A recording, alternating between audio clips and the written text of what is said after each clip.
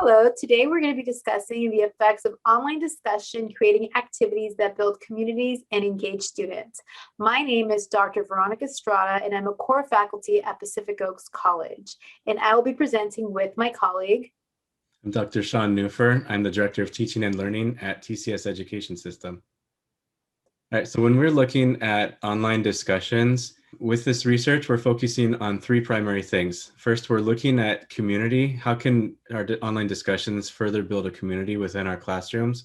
And we want to look at student engagement as well as enhancing learning. So how can we cultivate those personal connections within the classroom?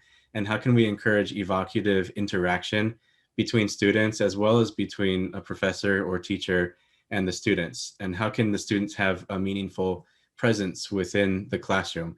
And we also want to engage the students, make sure that they're active, that they're participating, that their dialogue is good, that they're espousing critical thinking, and that they are debating each other if they need to, scholarly discourse, as well as we want to create a scaffolding, an effective scaffolding within the classroom that can really support students as they learn the course material, and that they can work collaboratively with each other and with the professors to really master the concepts that they're being taught in their courses.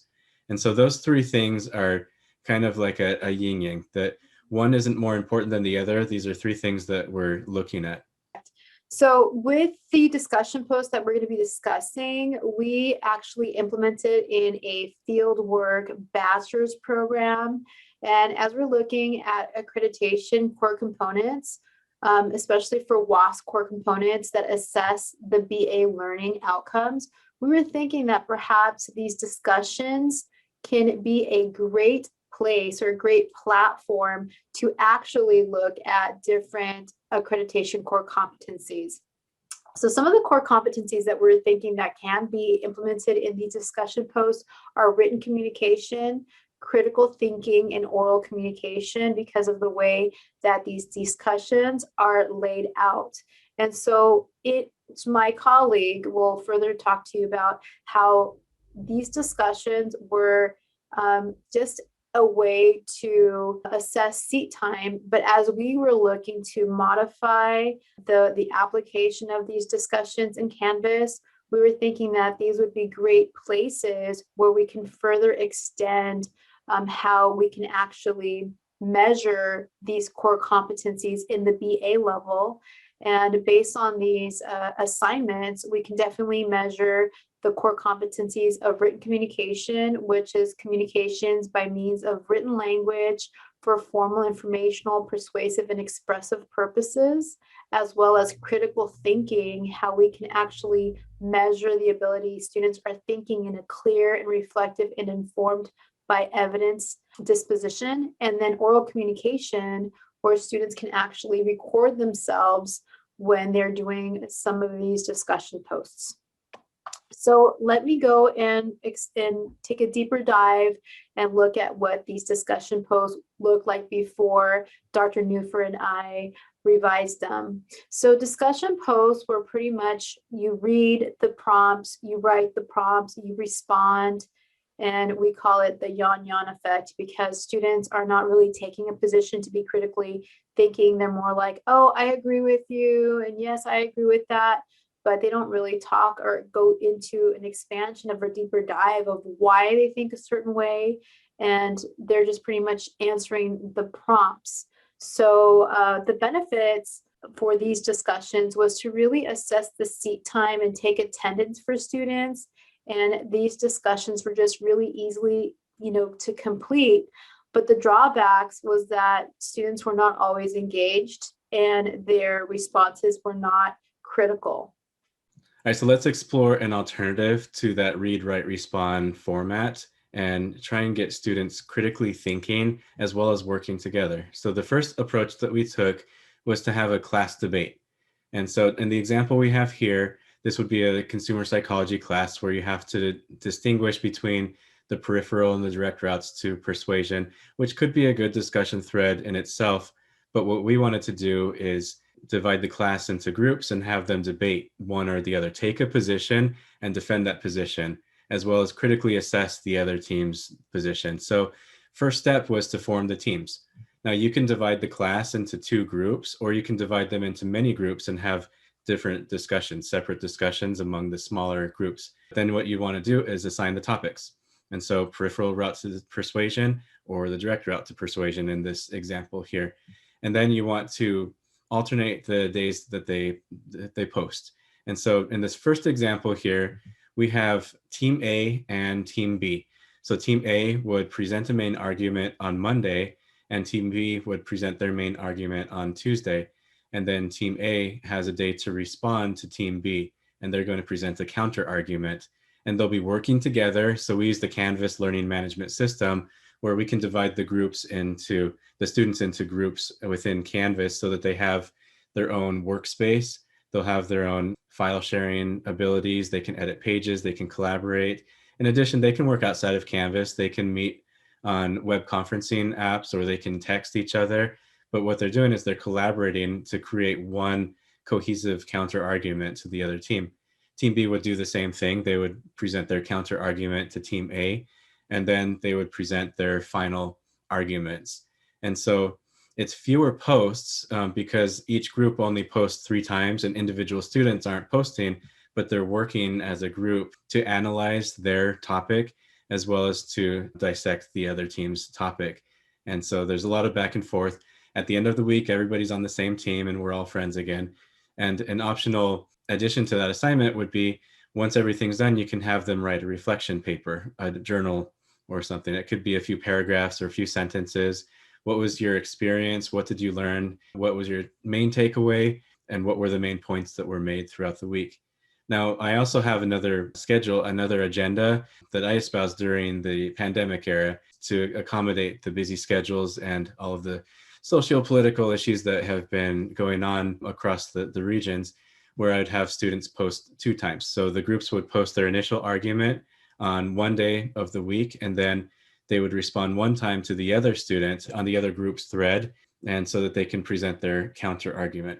And of course, then you can also have them write a reflection. And so that enhances it because it gets them critically thinking, but also working together. And they can't just put it off individually until the last moment. They have to have some planning and depth. The level of thought and the depth of the discussion is also greater because they're working together.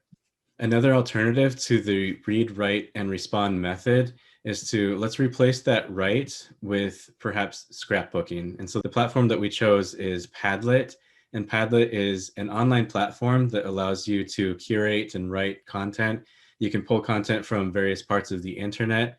What we would do for this assignment, now typically I would have them go into a store, go into a setting and document according to the things that we were studying for that week.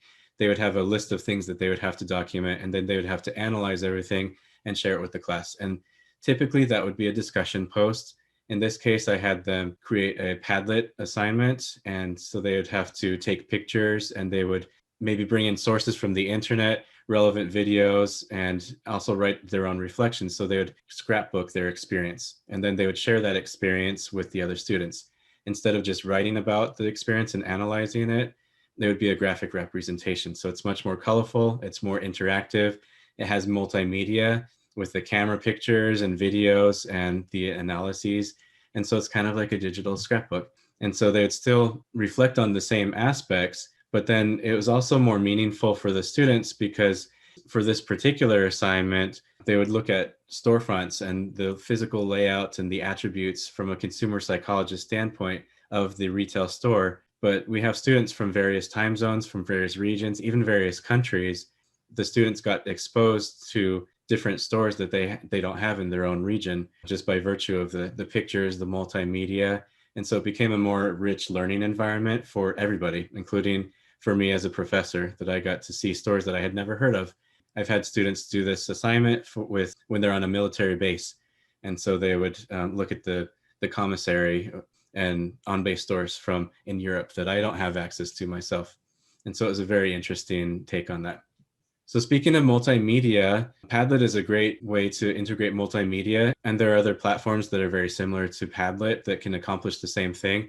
But we also wanted to give them a presence, a multimedia presence using their video, their webcams or their phone cameras. So in this assignment, what we'd have them do is we use a platform called Canvas Studio, which allows them to take screen captures of their computer screen, as well as they can capture camera video with their webcam or with their phone.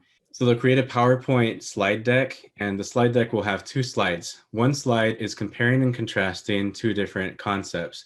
And the second slide would be taking a stance on which one of the two is more impactful in whatever scenario that for the class that we are teaching.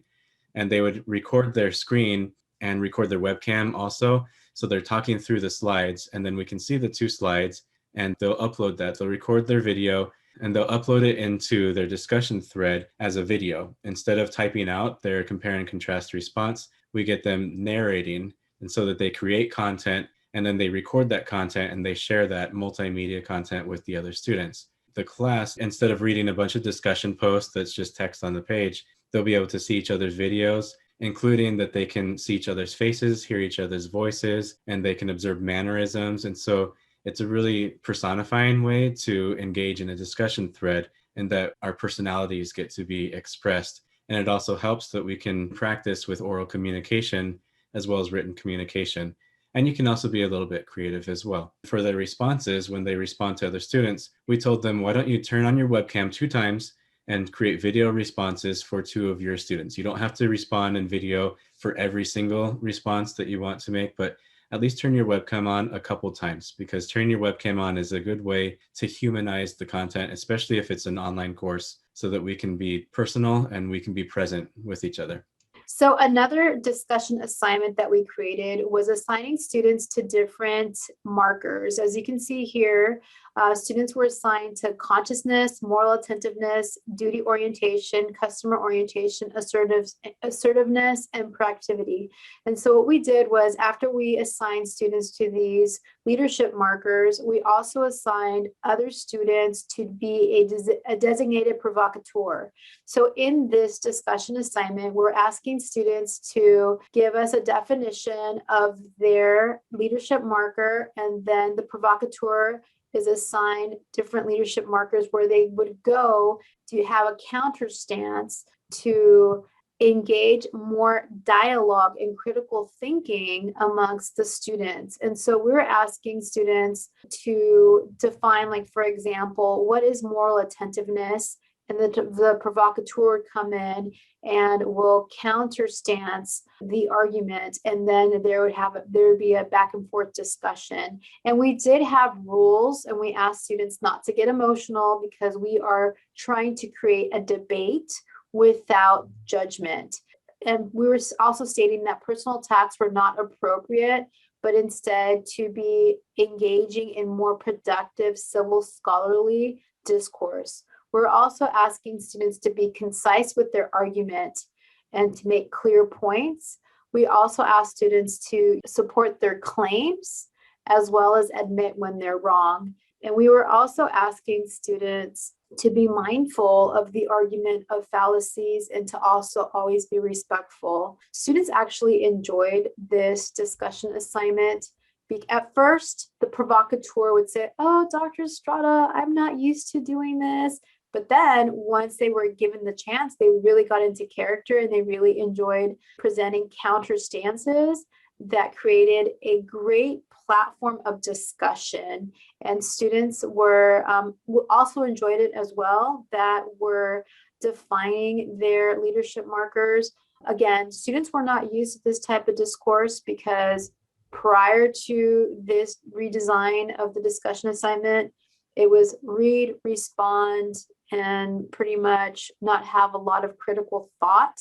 But this discussion assignment really engages students to think critically, be concise, support their stance with scholarly evidence. And the provocateur really went in there and asked questions that expanded the conversations. And so students really, really enjoyed this conversation. And I enjoyed it too, because I felt like as a professor, I was more of a facilitator instead of the initiator of getting students to have these conversations with each other. I just pretty much watched them interact with each other, and I really enjoyed the discourse that was happening within this assignment. So with this assignment, it's a great platform to assess critical thinking as well as written communication. And we want to emphasize also that the traditional read, write, respond method for doing discussions, there's still a place for that. We don't want to think that we need to abolish that and never come back to that, because it does accomplish those two things that Dr. Estrada was mentioning, that it's a way that we can assess written communication, and it's a way that we can assess critical thinking. But with these new methods that we've been testing out, we've been able to enhance the written communication. Instead of having one model for written communication, which is the traditional discussion board, we have 5 different models that we're trying out. The traditional model, we have the class debate, we have the scrapbooking and the multimedia, and then we have this designated provocateur. And that is also 5 different methods that we can assess critical thinking as well. And I'll add that, especially for the class debate and the designated provocateur, I think that it really enhances the level of critical thinking that is taking place in the discussion board, because no longer is it perfunctory and banal in that students respond, but they're not really being engaged on serious depth of critical thinking. And now it's a requirement. It's first and foremost in this assignment. In the debate, you can't debate without critical thinking, and you can't engage in a designated provocateur without really dialing up that critical thinking. But now, in addition, we also are able to measure oral communication with our multimedia discussions. So we have them present, we have them on camera, and we have them give presentations to each other and see presentations. So not only does that add to a human element and help to humanize our content online, but it also helps us to assess oral communication. So with these new approaches that Dr. Neufer was speaking about, it really enhanced the learning. It engaged community with the students, as well as increased the interaction of engagement with each other. And so what we've noticed is that students really enjoyed these discussion platforms because they had a space to still be engaged with the class as they're taking their online course and doing the work that is assigned for them independently.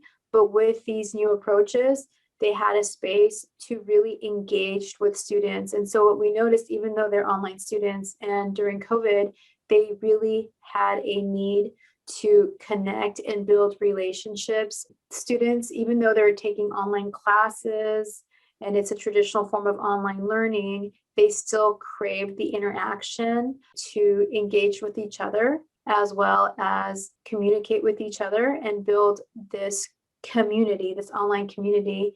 And as they were doing all of this, it enhanced their learning because it made it fun. And students really enjoyed these types of new approaches because it was different, it was fun. At first, there was maybe some resistance to it, but as they became knowledgeable on how to use this and they felt comfortable with this skill, it became engaging for them and learning really enhanced. And that's really our focus. We really want to focus on the students and having them master the content. It's not about integrating new technology into what we're doing or chasing after something that's new and shiny. As Mr. Rogers said, it's not about technology, it's about relationships. And that's true in online learning as much as anything else. And so that's the approach that we were taking, is really building relationships. Thank you so much for participating in our presentation. If you have any questions, our contact information is available. And again, thank you so much for spending time with us as we share our research with you.